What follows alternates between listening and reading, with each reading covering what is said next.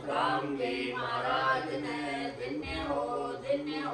अनंत श्री सद्गुरु सुखरामगे महाराज के ज्ञान स्वरूप भगवान ने धन्य हो। केवली भगवंता ने धन्य हो। जीवा तारण जहाज ने धन्य हो। मोक्ष के मालिका ने धन्य हो। अनंत कोटि संताने धन्य हो। राम सभा में राम राम महाराज शरणो सतगुरु दयाल को मुख हृदय हरि नाम नित पथ संगत साधु की आजीवन मुक्त सुख राम अनभे पद प्रकाश के दायक सतगुरु राम अनंत कोटि जन सहाय के ताय करूं प्रणाम सतगुरु को एको शब्द मन कोई ले मान तो सहज होत है संत दास मुश्किल सो आसान भक्ति भक्त भगवंत गुरु चतुर नाम बपुए जिनके पद रग परसता नासत विघ्न अनेक सब धरती कागज करो सब वन कलम कटाई सात समुद्र छाई करो सतगुरु गुण लिखा न जाए राम राम राम राम राम राम राम। आप सभी के अंदर विराजमान परमात्मा के पावन चरण प्रणाम राम राम से। आनंद श्री सद्गुरु सुखराम जी महाराज की अणमें समाध ग्रंथ चल रहा है। महाराज फरमाते ऐसी गत कर तार की कहाँ सुनाऊं आण रूपन दिखे रंग सो सुखिया नाद बखान। निज नाम के माध्यम से सतनाम के माध्यम से कुदरत कला ने एंचर से जब पूरब के कमलों का छेदन करते हुए पिछम के कमलों का छेदन करते हुए जब भंवर गुफा को लांग कर आगे जाते हैं तो महाराज फरमाने की वो बारी खुलती है तब कैसी स्थिति बनती है कि ऐसे परमात्मा का रूप रंग कुछ दिखता नहीं, बस केवल एक दुनियात्मक शब्द है। उस दुनियात्मक शब्द की धुनी अगम देश की धुनी सुनाई देती रहती और कैसा अनुभव होता है। जो निधि रामे नर पोड़ कर हंस कड़ा जग भूल यूं थे सुखी राम कहे हंसे ये सुख झूल। वहाँ पर हंसा ऐसे सुखों में झूलता है, सुखों का आनंद लेता है, दुनियात्मक शब्द का आनंद लेता है। जिस प्रकार से नींद के अंदर हंसा संसार के सारे कामों को भूलकर नींद का सुख लेता है, वैसे ही वहाँ बारी खुलने पर चौथे लोक में लील विलास आनंद दुनियात्मक शब्द का साधक को आता रहता है और सुख के अंदर आनंदित रहता है, प्रफुल्ल रहता है, मुदित रहता है। और वहाँ कैसी स्थिति बनती है। निरखत निरखत गिगन को सबे चैन मिट जाए जो नर को सुख राम कहे नींद गरा स्यो आए। इस प्रकार से ध्यान लगाते लगाते आनंद लेते लेते दुनियात्मक शब्द को सुनते सुनते सब कुछ भूल जाता है। कुछ भी संसार की उसे काम याद नहीं रहते, कड़ा याद नहीं रहती है। कब? जब उसे नींद आती। नींद के अंदर जब उसे नींद ग्रसित कर लेती है तब वो कुछ भी कर नहीं पाता है। इसी प्रकार से महाराज हमारे हैं कि गिगन मंडल में ध्यान लगाते लगाते दुनियात्मक शब्द को सुनते सुनते सारे संसार के शब्द रूप रस गंध स्पर्श के सुखों की आसक्ति मिट जाती है। स्थूल देह से आसक्ति मिट जाती है, सूक्ष्म देह से आसक्ति मिट जाती है, कारण देह से, महाकारण देह से, सबसे आसक्ति को छोड़कर हंसा सब कुछ भूलकर, अपने आपे को भूलकर, गर्व गुमान को भूलकर आनंद में अवस्थित हो जाता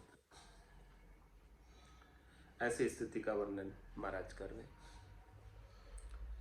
ऐसी विद सतलोक की कहत बने नहीं कोई, जो जाने सुख राम कहे सो मेरा गुरु होय। क्या फरमा रहे, ये ऐसी सतलोक की विद है, ऐसी सतलोक के प्राप्ति की रीत है। ऐसा सतलोक के प्राप्ति होने पर अनुभव होता है साधक को घट के भीतर। तो ऐसा अनुभव, ऐसा आनंद कहने में नहीं आता, कहे तो बड़े नहीं कोई। और महाराज फरमाए जिसने इसे जाना है, ऐसे आनंद को जिसने अनुभव किया अपने घट में, सो मेरा गुरु हो।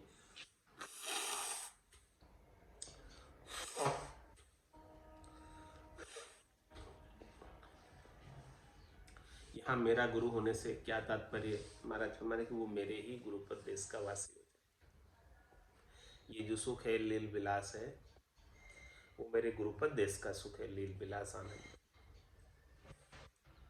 कहते सुनत ही, कहते सुनत को क्या सरे, देख्याई सुख होई, बिन पहुँता सुख राम कहे, भेदन आवे कोई।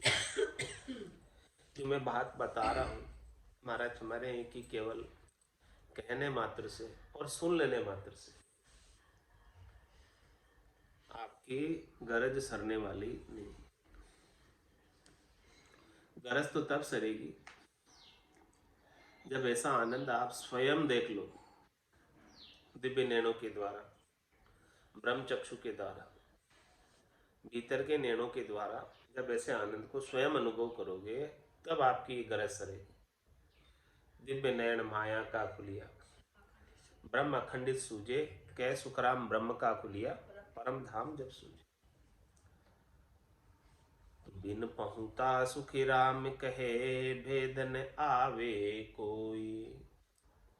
जब तक उस देश में आप पहुंचोगे नहीं, जब तक वो बारी लांघोगे नहीं, तब तक उस देश के रहस्य में विलक्षण, अनिर्वचनीय आनंद का भेद नहीं मिल सकता।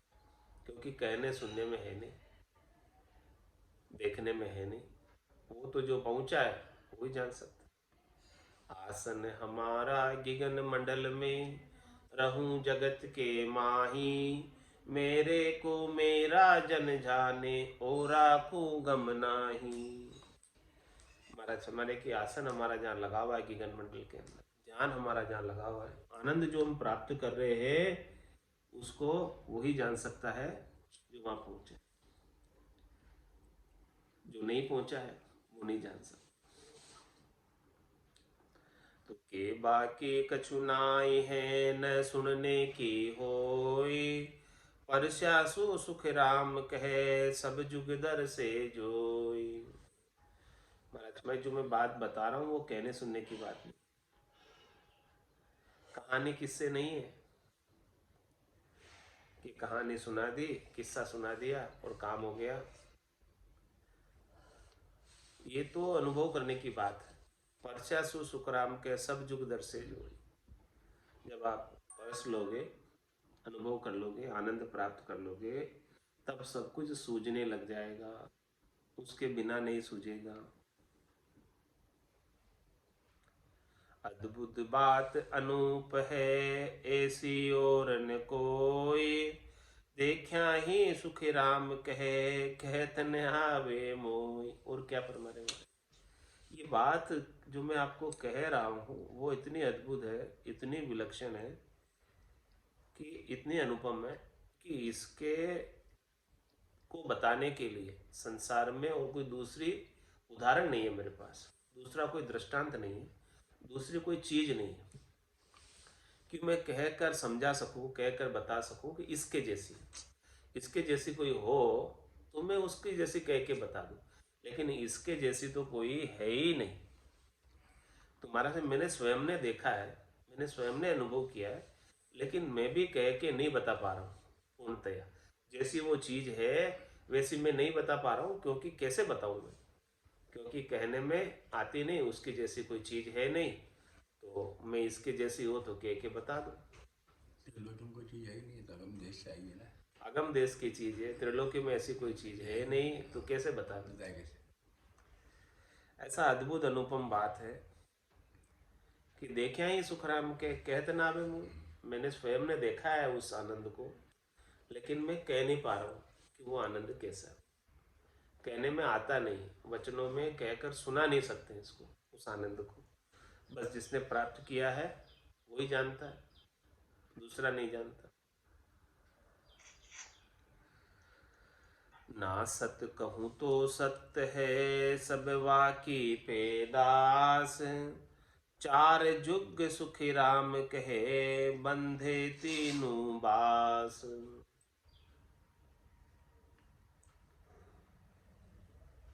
नासत कहूँ क्योंकि कहने में नहीं आता, देखने में नहीं आता, सुनने में नहीं आता, इंद्रियातीत है। तो जो चीज़ देखने सुनने में नहीं आ रही है उनको मैं नासत कहूँ, तो महाराज में नासत तो नहीं हूँ, सत है, क्योंकि अनुभव में आ रही है इसलिए सत है। नासत कहूँ तो सत्य है, इसलिए मैं उसे नासत भी नहीं कह सकता कि है ही नहीं, ऐसा तो नहीं कह सकता कि वो परमात्मा है ही नहीं, ऐसा तो नहीं कह सकते, क्योंकि देखने में नहीं आ रहा है इसका मतलब थोड़ी कि नहीं है। दिख नहीं रहे इसका मतलब ये तो नहीं कि नहीं है तो सही। ना सत्य कहूँ तो सत्य है सब की पेदास। ये जितना भी दृश्य जगत दिख रहा है, 3 लोक 14 भवन जितने भी दिख रहे हैं, वो सब उन्हीं परमात्मा की पैदाइश है। जिस प्रकार से गेहूं होता है, गेहूं, और फिर उस गेहूं को किसान बो देता है खेत में, और खेत में बोने के बाद उसके जवारे उग जाते हैं, हरे हरे घास जैसे, घास जैसे पूरे खेत में जवारे उग जाते। अब उसको कोई गाय आके चढ़ जाए तो है तो वो घास है, लेकिन किसान क्या कहता है, मेरा गेहूं चढ़ गई।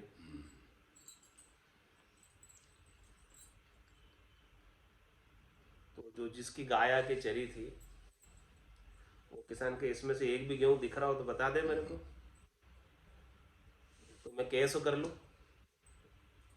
बोले दिख तो नहीं रहा है गेहूं इसमें, लेकिन उसको क्या कहेगा, गेहूं चढ़ गई, जबकि क्या दिख रही वो, घास। घास ही दिख रही है, लेकिन क्या चढ़ गई, गेहूं चढ़ गई। इसी प्रकार से सारा संसार जो है अपने को घास के समान नजर आ रहा है, लेकिन है क्या, गेहूं है, परमात्मा का बना हुआ है, परमात्मा तत्व है इसके भीतर भी।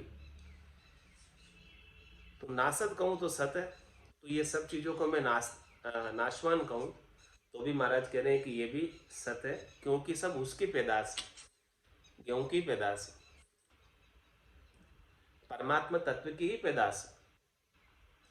सत्य से ही सब पैदा हुए, असत तो नहीं कह सकते इनको। ना सत्य कहूँ तो सत्य है सब वाकी पैदास, चार जुग सुखी राम कहे बंधे तीनों बास। महाराज फरमाने की चारों युग, सतयुग त्रेता द्वापर और कलयुग, और तीनों लोक, स्वर्ग मध्य पाताल, ये सब उस सत्य के आधार से ही बंधे हुए, सत्य के आधार से ही टिके हुए। दिख नहीं रहे इनमें परमात्मा, लेकिन सब में परमात्मा मौजूद है, परमात्मा के बिना कोई हो नहीं सकते। ये सब कुछ दिख रहे हैं है, इसका मतलब इन सब के भीतर, इन सब के मूल में कौन है, परमात्मा ही है। राम जी, ये परमात्मा के सिवाय दूसरा कोई है ही नहीं, परमात्मा के सिवाय दूसरी और किसी की सत्ता है ही नहीं। माया की तो अपनी कोई सत्ता होती ही नहीं है। इस प्रकार से सूर्य और सूर्य की किरण है, क्या किरण का अपना कोई अलग अस्तित्व है सूर्य के बिना? सूर्य प्रकाशित नहीं हो तो क्या सूर्य की किरण दिख सकती है? इसी प्रकार से वो परमात्मा सत्य नहीं है तो क्या ये दृश्य जगत भी दिख सकता है? तीन लोक 14 भवन भी दिख सकते हैं। तो तीन लोक 14 भवनों में भी परमात्मा के सिवाय दूसरा कोई नहीं। सर्वत्र परमात्मा एक सुई की नोक के बराबर जगह भी खाली नहीं। तो इसीलिए महाराज हमारे ना सत्य कहूं तो सत्य है सबवा की पेदास, चार जुग सुखी राम कहे बंदे तीनों बास। ये तीनों बास स्वर्ग मध्य पाताल के, और इनमें 14 भवन जिसमें सब निवास करते हैं, सब उसी की पैदाश है, उसी सृष्टिकर्ता परमात्मा से उत्पन्न हुए। और सत का टेका है सबके, बिना सत के टेके के कुछ हो नहीं सकता। पांच तत्व गुण धात चू सब याही से होय, वे ऐसा सुख राम कहे वहां रूप न दर से कोई। महाराज ये 5 तत्व भी बने हैं, चित्त जल पावक गगन समीर, पृथ्वी तत्व, आकाश तत्व, जल तत्व, अग्नि तत्व, वायु तत्व, और जितने भी 3 गुण बने हैं सत्व रज और तम, और 7 धातु जो बनी है जिससे शरीर बना हुआ, सब यहीं से हो, सब उसी से निकले, सब उसी से बने, और सबके उसी का टेका है।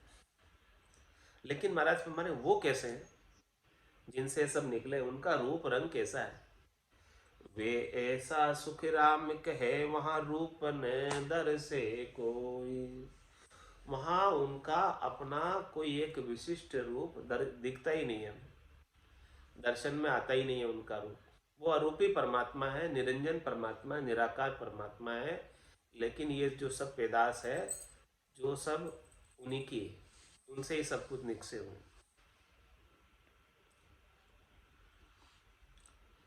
सत्य लोक महिमा कहूँ सुनो सकल जन आए, भवर गुफा सुख देव कहे मत भूलो या माई। इसलिए महाराज फरमारे कि मैं सतलोक की महिमा कह रहा हूँ, सतलोक का आनंद बता रहा हूँ, लील विलास बता रहा हूँ। सभी भक्ति करने वाले जनों आकर इस महिमा को सुनो। सुख भंवर गुफा सुखदेव कहे मत भूलो या भंवर गुफा तक महाराज फरमा रहे हैं कि ऐसा मत समझो कि पूर्ण हो गए, आप सतलोक के अंदर प्रवेश पाओ। कैसा है सतलोक, उसका वर्णन करके बता रहे महाराज। सुन्न स्वरूपी ब्रह्म है ताप स्वरूपी धाम, महिमा सुन सुख राम कहे क्यों कर गे हूँ राम। ब्रह्म तो सुन स्वरूपी है, ब्रह्म का अपना कोई आकार नहीं, जैसे शून्य का कोई आकार नहीं होता है, वैसे ही ब्रह्म का कोई अपना फिक्स आकार नहीं है, रूप नहीं है। और जो रूप है ताप स्वरूपी धाम, जितने भी धाम बने हुए हैं, 3 लोक 14 भवन बने हुए, उन रूप में, आकार में, सब में ताप है, कोई न कोई दुख है, दाजन है, कष्ट है। महिमा सुन सुख राम कहे क्यों कर गे हूँ राम।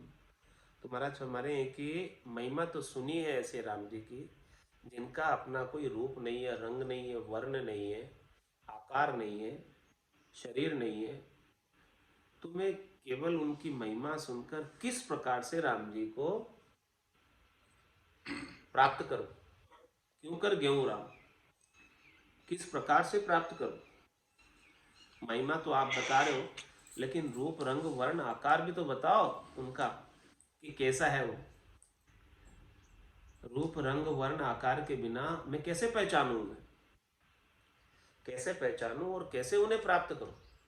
जब तक मुझे पहचान नहीं पड़ेगी तब तक मैं प्राप्त कैसे करूंगा, ये तो बताओ।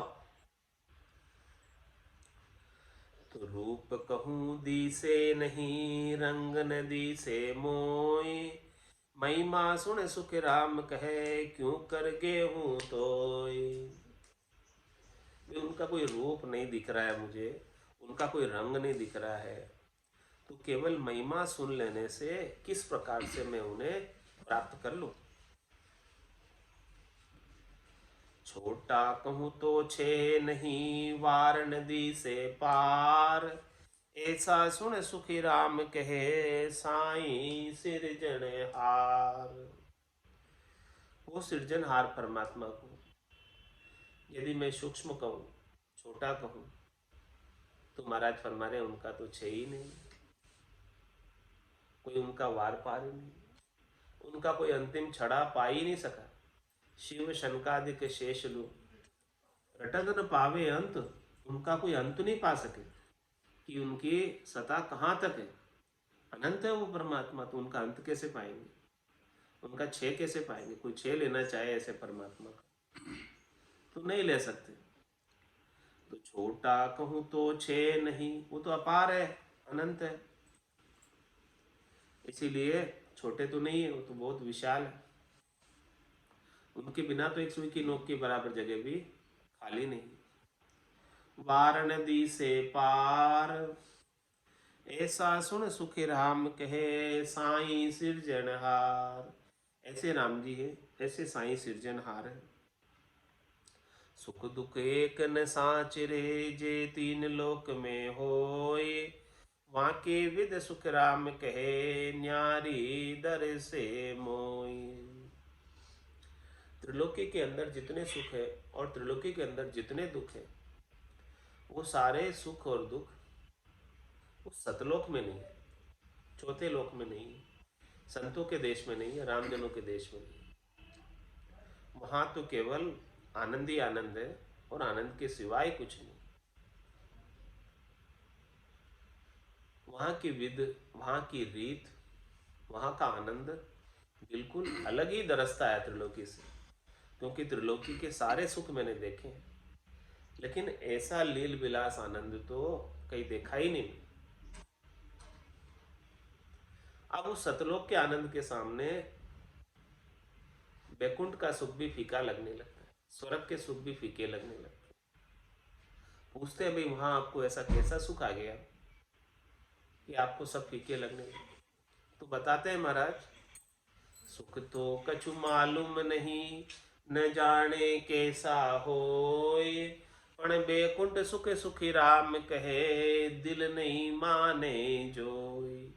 उस देश का लील विलास आनंद प्राप्त कर लेने के बाद बैकुंठ का सुख, स्वर्ग का सुख दिल नहीं मानता, फीके लगते हैं दिल को।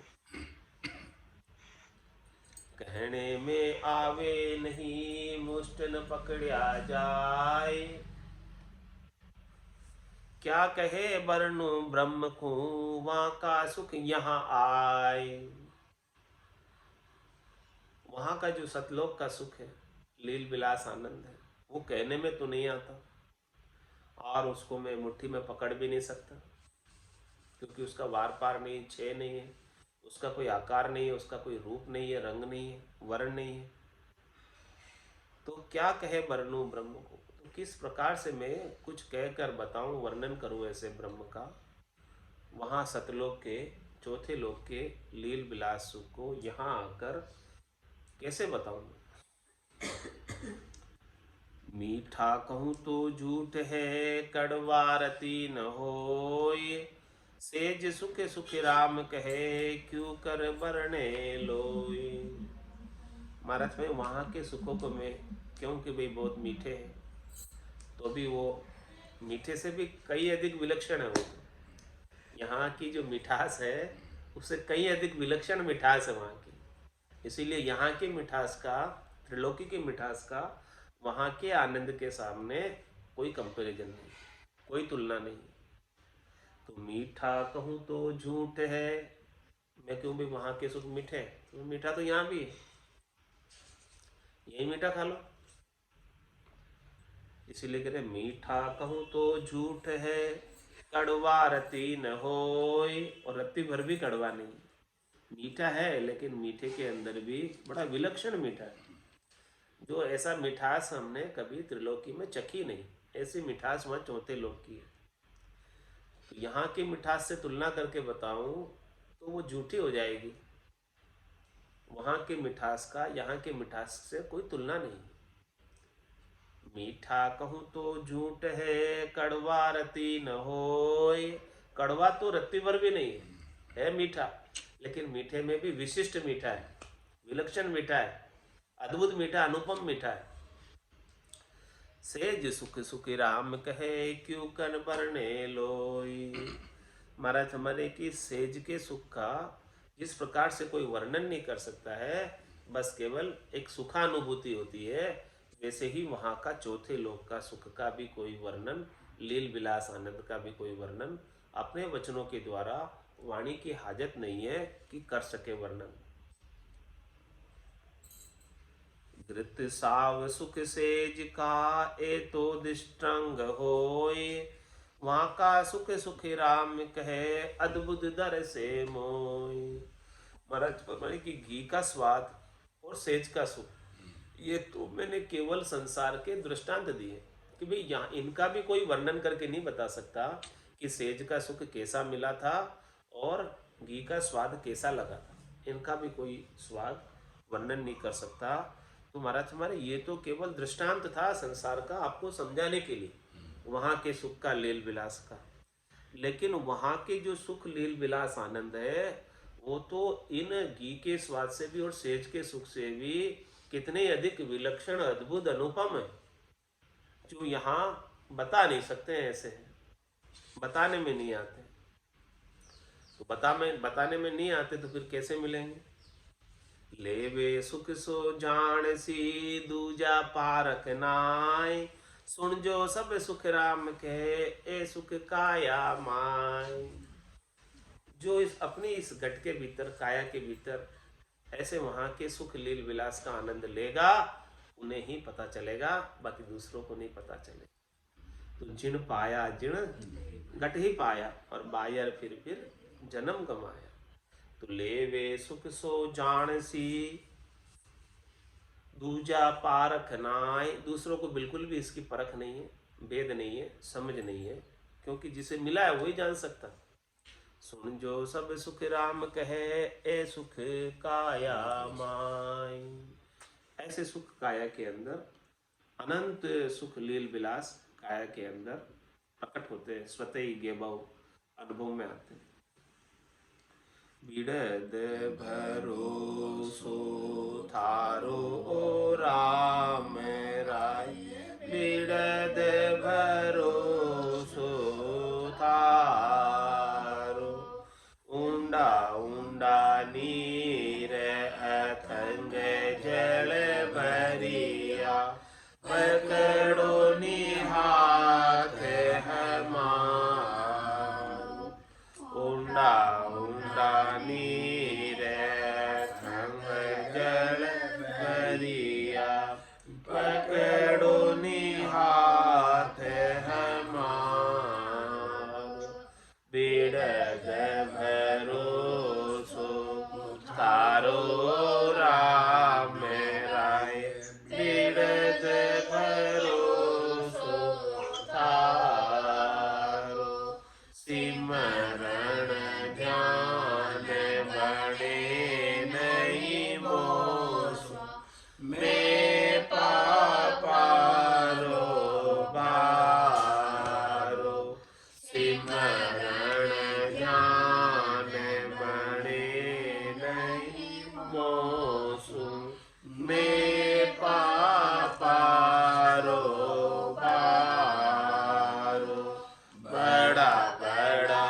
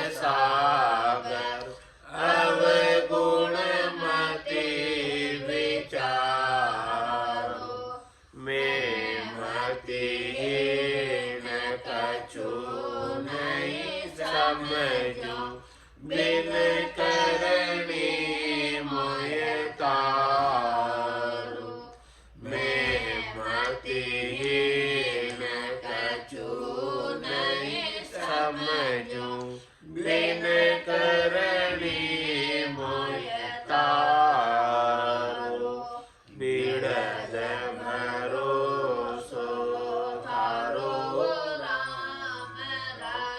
बिड़द भरोसो थारो सुवा पड़ावत गिणका तारी अजामेल निशतार्यो सुवा पड़ावत गिणका तारी अजामेल निशतार्यो पुत्र नाम से पार उतार्यो मेट दियो जम द्वारो पुत्र नाम से पार उतार्यो मेट दियो जम द्वारो बिड़द भरोसो थारो राम राय बिड़द भरोसो थारो गाटम दास जात को मेणो बधिक पाप हथियारो गाटम दास जात को मेणो बधिक पाप हथियारो वाकुली बेकुंठ पठायो गुना बदस जो मारो वाकुली बेकुंठ पठायो गुना बदस जो मारो बिड़द भरोसो थारो राम राय बिड़द भरोसो थारो लख 84 भोग कर आयो पायो मिनट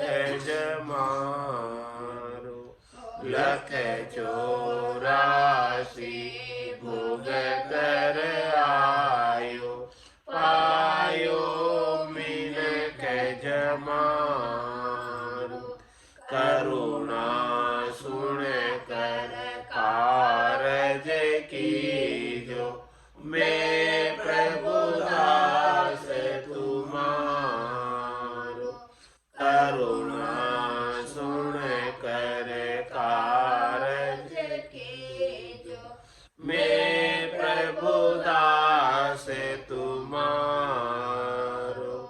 बिड़द भरोसो थारो राम राय बिड़द भरोसो थारो जे कोई पूत कपूत कहावे बाप करे प्रतिपालो जे कोई पूत कपूत कहावे बाप करे प्रतिपालो जम राघव करुणा कर बोलिया जन्म मरण से तारो जन राघव करुणा कर बोलिया जन्म मरण से तारो बिड़द भरोसो थारो राम राय बिड़द भरोसो